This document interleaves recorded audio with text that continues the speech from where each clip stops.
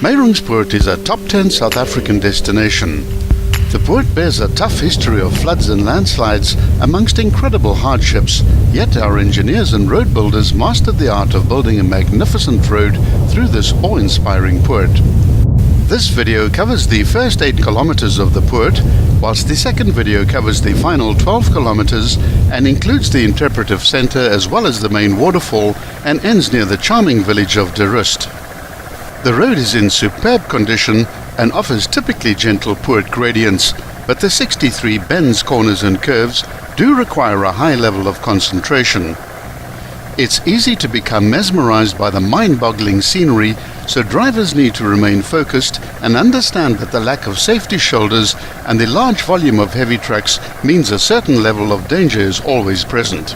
It's best to drive this port on a weekend or public holiday when there are fewer trucks around. Stop frequently and enjoy one of South Africa's finest ports, which is jam-packed with history.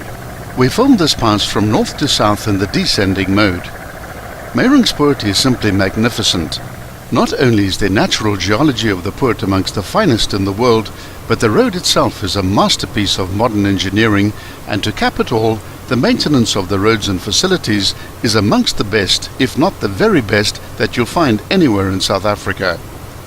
This little story is quite unique in itself, in that a lady from the local community project was given the opportunity to tender for the contract to maintain the facilities.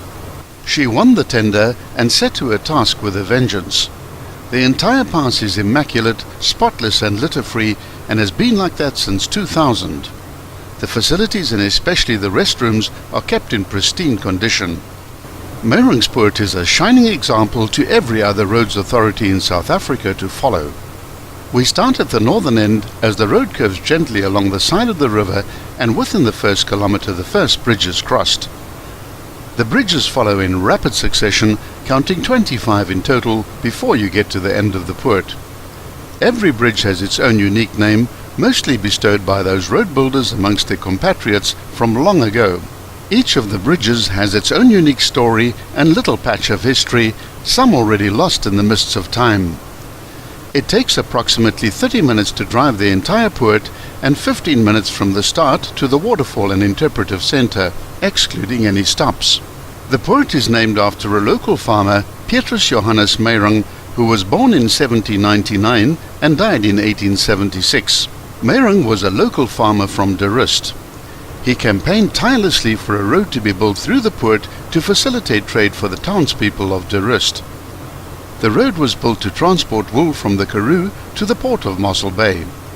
The first official road through the port was opened to the public on the 3rd of March 1858. Coming up is the first rest stop, which can be found on the left-hand side of the road whilst descending. The buildings have been constructed from local stone and thatch. The town of De Rust can be found at the southern end of the port and is something of an artist's country getaway these days. There's a lot of history to be found in and around De Rust, not to mention some fine muscadels. Spend a lazy few hours exploring the village and its history. You'll find the townsfolk friendly and helpful. The road through the port was originally a toll road, like most of the roads in the area, and a toll house was built and operated by a Mr. Rankin, who, besides collecting pennies from weary travellers, also dispensed medicines, as he was a herbalist, and to add to the gentleman's many talents, he also practiced dentistry. The first road was known as the Boer Road, or Farmer's Road, and was completed in 1858 at a cost of £5,018 sterling. But by 1885, the road was seriously damaged in a great flood, and the inimitable past guru, Thomas Paine, stepped in to upgrade the road.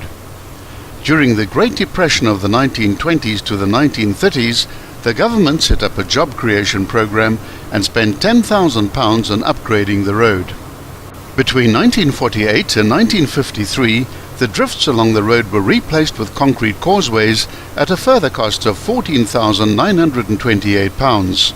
On the left-hand side of the river, you can still see Thomas Paine's original road sturdily standing after many, many years. From 1996 to 1971, the road was surfaced and upgraded at a cost of 1.6 million rand. Be sure to watch part 2 of the magnificent Meiringspoort.